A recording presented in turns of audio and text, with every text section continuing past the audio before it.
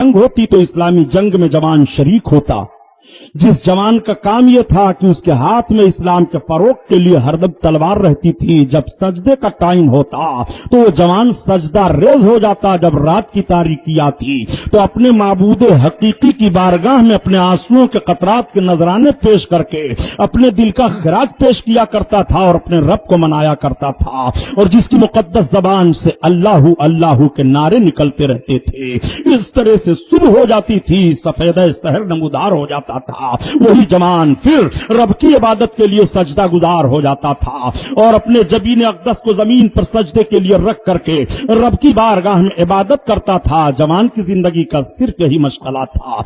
जवान अपने जिंदगी का ये माहौल पेश कर रहा था।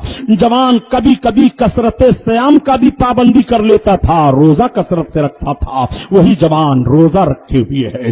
रोजा रख करके दरिया के किनारे जवान के कदम उठते चले जा रहे हैं। इफ्तारी का वक्त आ जाता है, सूरज हुजरे अरूसी की तरफ जाने वाला है, सूरज गुरूब होने वाला है। जवान की निगाह सूरज की तरफ पहुंचती है। अभी चंद मिनट और हैं इफ्तारी करने में, जब मैं अपने रोजा को पूरा कर लूंगा कि सूरज डूब जाता है। जवान दरिया के किनारे बैठ गया, अपने हाथ में चुल्लू में पानी लिया और पानी लेकर के दुआए इफ्तार पढ़ते हुए उस पानी से रोजा इफ्तार कर लिया। तब तक जवान की निगाह के सामने एक फल बहता हुआ आ रहा था। जवान ने समझा दरिया की सतह पर यह फल आया हुआ है, मैं दिन भर रोजा से था, ये नेमते इलाही है। उठा करके जवान ने उस फल को इस्तेमाल कर लिया। जैसे वो फल जवान के शिकम में पहुंचा, फौरन एक हैजानी कैफियत तारी हुई। दिल पुकारने लगा, ए जवान, तूने इस्तेमाल कर लिया ऐसे फल को जिसके मालिक का कोई पता नहीं है, जिसके हलाल हराम के होने में कोई पता नहीं है। तूने ये समझा कि फल खाना ये जायज है और खाने वाला फल है, उठा करके खा लें, लेकिन तेरी फिक्र ने ये क्यों नहीं पूछा, तेरे ज़हनो ख्याल में ये बात क्यों नहीं आई कि इसका मालिक कौन है। ये चोरी का फल तो नहीं था, ये किसी ने छीन करके तो नहीं फेंक दिया था, इसका मालिक कौन है तुमने इजाजत नहीं ली है। तेरे तकद्दुस पर आरा चल रहा है। तूने अपने जिंदगी का माहौल पेश करना चाहा था और अपने जिंदगी के तकवा और तहारत से जो तू तरक्की लेना चाहता था, ए जवान, उस तरक्की में ये चीज माने हो जाती है, ये चीज हायल हो जाती है। तुझे किसी की चीज को बगैर इजाजत के इस्तेमाल नहीं करना चाहिए। दिल पुकार रहा है, दिल के अंदर ये इस किस्म के सवालात आ रहे हैं। जवान के कदम उठ गए, आंखों से आंसू जारी हैं। जवान अपने कदम को उठाता चला जा रहा है। हाय, इस फल का मालिक मिल जाए तो मैं उससे इजाजत ले लूं और माफी मांग लूं। जवान के कदम उठते चले गए। काफी दूर चलने के बाद जवान की निगाह देख रही है कि सेबों के दरख्तों का एक बाग दरिया के किनारे दिखाई दे रहा है। जवान ने अंदाजा कर लिया, बस करो, इसी बाग से वो फल पानी की सतह पर तैरता जा रहा था।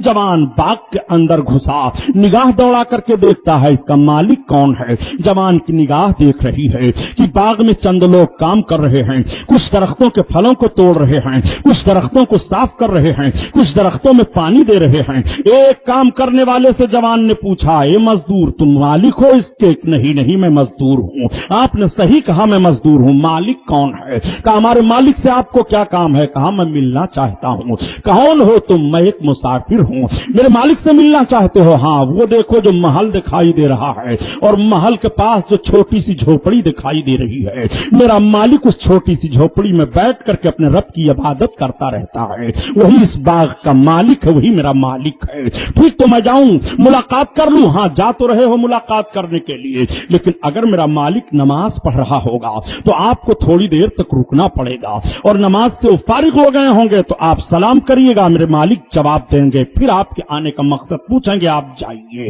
वो जवान आगे बढ़ा, कदम आगे बढ़ाते बढ़ाते जब झोपड़ी के करीब पहुंचा तो देखा कि वो मालिक बाग के बैठे हुए हैं। आहट महसूस हुई कि मालिक ने निगाह उठा करके देखा कौन आ रहा है। तब तक जवान ने कहा, अस्सलामु अलैकुम। मालिक ने सलाम का जवाब दिया। जवान को मालिक ने बैठाया, कहो कौन हो, कहां से आए हो? जवान ने अपने नाम को बताया। تھا, اپنے آنے کا مقصد بیان کیا. حضور یہ آپ کا باغ ہے اور مجھے یقین ہے کہ آپ کے باغ کے کسی درخت کا پھل ٹوٹ کر کے یا کسی بھی ہوا کے جھونکے سے دریا کی سطح میں بہتا ہوا جا رہا تھا. میں روزہ سے تھا, میں نے اس کو اٹھا کر کے کھا لیا, اور کہیں تو باغ نہیں ہے سیب کا, اسی طرف سے سیب جا رہا تھا اور اسی سمت آپ کا باغ پایا جا رہا ہے. مجھے یقین ہے کہ وہ آپ کے ہی باغ کا سیب تھا. مالک نے کہا تو کہا مجھے معاف کر دیجئے. کہا آپ نے بہت بڑا جرم کیا ہے, آپ نے بغیر میری اجازت کے میرے درخت کے پھل کو کھا لیا ہے, میں معاف نہیں کروں گا. آنکھیں بھیگ جاتی ہیں جوان کی. میرے مالک آپ معاف کر دو, آپ معاف کر دو, آپ جو شرط لگاؤ مجھے معافی کا پروانہ دے دو, میں ماننے کے لیے تیار ہوں. دیکھو نگاہ مالک کی دیکھ رہی ہے کہ آنے والا جوان یوں ہی نہیں آیا ہے, آنے والا جوان قلب کی صفائی لے کر کے آیا ہے, آنے والا جوان دل کا پاکیزہ ماحول لے کر آیا ہے, آنے والا جوان اسلامی کردار و قانون کا پیکر بن کر کے آیا ہے. آنے والے جوان نے یہ معافی کا لفظ جو رکھا ہے کہ ایک پھل کھا لینے پر مجھ کو معاف کر دیا جائے, یہ اپنی زندگی کا کوئی اور عروج تلاش رہا ہے, اپنی زندگی کا کوئی اور مقصد تلاش رہا ہے. آنے والا جوان یوں ہی نہیں ہے. مالک نے چھیڑ دیا, نہیں جوان تمہیں معافی کا پروانہ نہیں دیا جائے گا. جوان بیٹھ جاتا ہے, جب تک آپ معاف نہیں کریں گے یہ در نہیں چھوڑوں گا. کہا تو معافی لینا چاہتے ہو, ایک شرط منظور کر لو. کہا بتائیے وہ شرط آپ کی مجھے منظور ہے مگر آپ معاف کر دیں. کہا شرط یہ ہے کہ ہمارے باغ کی دیکھ بھال تمہیں 12 برس تک یا 6 برس تک یا 6 مہینہ تک, کئی روایتیں ہیں اتنی مدت تک تمہیں ہمارے باغ کی دیکھ بھال کرنی پڑے گی. مالک کی بات کو سن کر کے جوان نے تھوڑی دیر تک سوچا اور سوچنے کے بعد کہا آپ میری خطا معاف کرنے کا وعدہ کریں, میں باغ میں آپ کی خدمت کرنے کے لیے تیار ہوں. پھر کہا جاؤ مزدوروں کے ساتھ لگ جاؤ. جوان اٹھ جاتا ہے, مزدوروں کے ساتھ کام میں لگ جاتا ہے. لیکن اس مزدور کا حال عجیب ہے, جب نماز کا وقت آتا ہے تو مالک کے سامنے مالک کے ساتھ کبھی کبھی یہ جوان نماز جماعت سے پڑھتا ہے. نماز ایک وقت کی نہیں چھوٹتی ہے. مالک نے دیکھ لیا صبح کو اور شام کو اور پہچان لیا کہ یہ نوجوان بہت اچھا نوجوان ہے, یہ دل کا صاف و شفاف آئینہ لے کر کے آیا ہے. مالک نے روز کہا جوان کہا ہاں. کہا کسی درخت کا پھل لے آؤ. جوان نے ایک درخت کا پھل توڑ کر کے دیا, جیسے مالک نے لیا ترش تھا زمین پر رکھ دیا. دوسرے درخت کا پھل پیش کیا, وہ بھی کھٹا تھا زمین پر رکھ دیا. تیسرے درخت کا پھل پیش کیا, زمین پر رکھ دیا.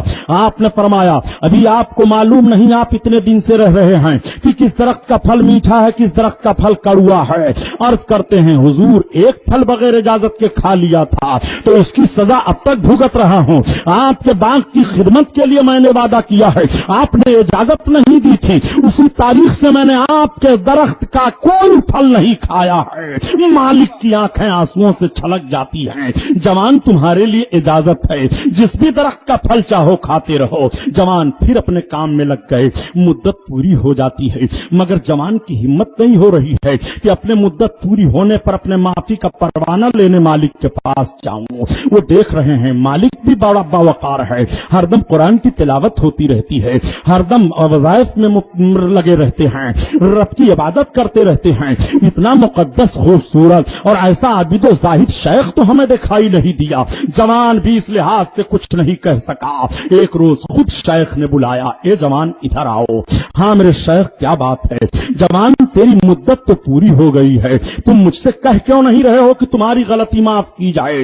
جوان نے عرض کیا حضور آپ کے تقدس اور آپ کے عابدانہ زاہدہ زندگی کو دیکھ کر کے میں ہمت نہیں کر پا رہا تھا. میں سوچ رہا تھا کہ شیخ کسی دن خود کرم فرمائیں گے اور مجھے فرصت مل جائے گی, میری خطا معاف کر دی جائے گی. کہا بیٹا تمہیں فرصت تو ضرور مل جاتی اور تمہاری خطا تو ضرور میں معاف کر دیتا, لیکن ایک شرط تمہیں اور پوری کرنی پڑے گی, تب وہ تمہاری خطا معاف ہوگی. بقیہ تمہاری خطا کی معافی کا کوئی سوال نہیں اٹھتا. جوان تعجب میں پڑ جاتا ہے, اتنے دن تک میں آپ کے باغ کی رکھوالی کرتا رہا, آپ اب دوسری شرط رکھ رہے ہیں. کہا ہاں بیٹا دوسری شرط ہے, मगर उसमें मुद्दत नहीं लगेगी। तुम इकरार करो कि वो शर्त मानने के लिए तैयार हूं, वो शर्त मैं तुम्हारे सामने पेश कर देता हूं। कहा हुजूर आप मेरी खता माफ करें, वो शर्त भी मैं मानता हूं, बताइए कौन सी शर्त है। आपने फरमाया बेटा मेरे पास एक बच्ची है, वो दोनों आंखों की अंधी है, वो जबान की गूंगी है, वो दोनों कानों की बहरी है, वो हाथ की लूली है, वो दोनों पैरों की लंगड़ी है। मैं चाहता हूं कि तुम्हारा रिश्ते निकाह मैं अपनी उस बच्ची से कर दूं। जवान थोड़ी देर तक सोचता रहा। आप जरा अपने कलेजे पर हाथ रख करके सोचें, आज का जवान अगर ऐसी शादी करने के लिए कोई कह दे कि तुम्हारी दुल्हन ऐसी लाई जा रही है जो दोनों कानों की बहरी है, आंख की अंधी है, वो इनकार कर देगा, नहीं मुझे ऐसी दुल्हन की जरूरत क्या है जिसकी किफालत मुझे इस अंदाज से करनी पड़े, जिसकी देखभाल मुझे इस अंदाज से करनी पड़े। नहीं नहीं, लेकिन जवान के तकद्दुस को जरा देखिए, बगैर इजाजत के एक फल खाया है जवान, उस फल की माफी के लिए जवान इस शर्त को भी मंजूर कर लिया। हुजूर मुझे ये शर्त भी मंजूर है, मेरी खता माफ की जाए। आपने फरमाया बेटा ठीक है। मजलिस बुलाई जाती है और मजलिस में शेख ने अपनी बेटी का रिश्ते निकाह जवान के साथ मुंसलिक फरमा दिया। अब शेख ने इरशाद फरमाया बेटा अब आज से इस बाग के मालिक तुम हो, ये महल तुम्हारे लिए है और इस महल में मेरी बेटी के अलावा कोई दूसरी औरत नहीं है। शेख ने सारी बातें बता दी, जाओ तुम इस महल में, अब ये मकान सब तुम्हारे लिए है, मैं तो अल्लाह की इबादत में लगा हूं। जवान आगे बढ़े और महल पर गए, दरवाजा खटखटाया, दरवाजा खुला, आपकी निगाह पड़ी, जवान देख रहा है कि एक हसीन खूबसूरत जमीला और शकीला खातून ने बढ़ करके दरवाजा खोला है, मुझे सलाम किया है। जवान की निगाहें झुक गई। जवान सोचने लगा कि मुझे तो ये बताया गया था कि तुम्हारी बीवी दोनों आंखों की अंधी है, मगर ये तो देख रही है, तुम्हारी बीवी दोनों कानों की बहरी है, मगर ये तो सलाम का जवाब दे रही है, तुम्हारी बीवी दोनों हाथों की लूली है, दरवाजा कैसे खोला, तुम्हारी बीवी दोनों पैरों की लंगड़ी है, ये चल करके हुजरे से कैसे आई है। फिर ज़हनो फिक्र सवाल का जवाब देता है कि नहीं नहीं जवान तूने समझा नहीं, शेख ने ये भी तो फरमाया था कि उस महल में तेरे बीवी के अलावा कोई और नहीं है। शेख झूठे नहीं है, इसलिए इसमें राज कोई जरूर है। जवान के कदम पीछे हटाए, जवान फिर शेख की बारगाह में हाजिर होते हैं, शेख से अर्ज गुजार होते हैं हुजूर आपने जिन ऐबों को अपनी बच्ची के अंदर बताया था, इन ऐबों से मुत्तसिफ लड़की तो हमें महल में ना मिली है। शेख मुस्कुरा पड़े, फरमाया ए जवान तू इतना पाक और इतना साफ दिल लेकर के आया है, मगर तू उस राज को नहीं समझ पाया। सुन, जो मैंने ये कहा था कि मेरी बेटी दोनों आंखों की अंधी है, आज तक उसने गैर महरम को नहीं देखा है, शरीयत के खिलाफ किसी चीज को नहीं देखा है। जो मैंने ये कहा दोनों कानों की बहरी है, आज तक उसने शरीयत के खिलाफ कोई आवाज नहीं सुनी है। जो मैंने ये कहा दोनों हाथों की लूली है, आज तक उसने गलत चीज को छुआ नहीं है। मैंने जो कहा जबान की गूंगी है, आज तक वो अपने जबान से खिला शराफ बोली नहीं है। मैंने ये जो कहा दोनों पैरों की लंगड़ी है, आज तक वो शरीयत के खिलाफ चली नहीं है। इतनी पाक और इतनी तैयबा ताहिरा मेरी बेटी है, उस बेटी का नाम फातिमा उम्मुल खैर है, उस जवान का नाम हजरत सालेह है, उस शेख का नाम हजरत अब्दुल्ला सुमई है। इन तीनों के आंगन में जो फूल खिलता है उन्हीं का नाम पीरे पीरा है, उन्हीं का नाम मीरे मीरा है, उन्हीं का नाम गौसे आजम है, उन्हीं का नाम शाह जिलानी है, उन्हीं का नाम मुहीउद्दीन अब्दुल कादिर है। वही बड़े पीर दस्तगीर हैं जो ऐसी मुकद्दस हस्तियों की गोद में इस दुनिया में तशरीफ लाते हैं। नारे तकबीर, नारे